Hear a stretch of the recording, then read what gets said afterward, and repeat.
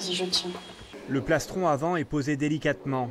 Sous le regard du duc François de Montmorency, son armure d'apparat prend forme. Là, tu penches un peu vers la... Vers moi. Non, vers l'autre côté. Ce chef-d'œuvre d'orfèvrerie militaire de la fin du XVIe siècle a été entièrement rénové au musée du Louvre pour lui redonner sa splendeur première. La dorure était déjà recouverte en partie par de la corrosion qu'on a nettoyée, donc chimiquement et mécaniquement. Et surtout, ce qui était le plus abîmé, c'était ces surfaces-là, que là, vous voyez très homogènes, mais qui n'étaient absolument pas dans cet état-là à la base. C'est-à-dire que là, on a recréé l'acier bleui.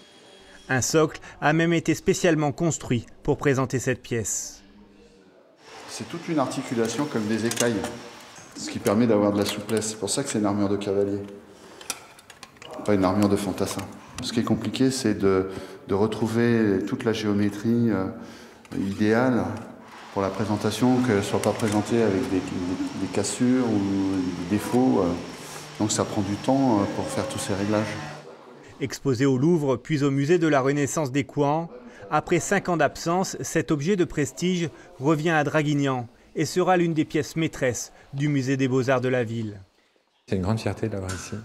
C'est un objet magique, c'est un objet très beau, c'est un objet dont il y a des équivalents dans les très grands musées américains ou à Paris. Donc pour un musée comme celui de Draguignan, c'est vraiment une chance d'avoir un objet de cette qualité-là.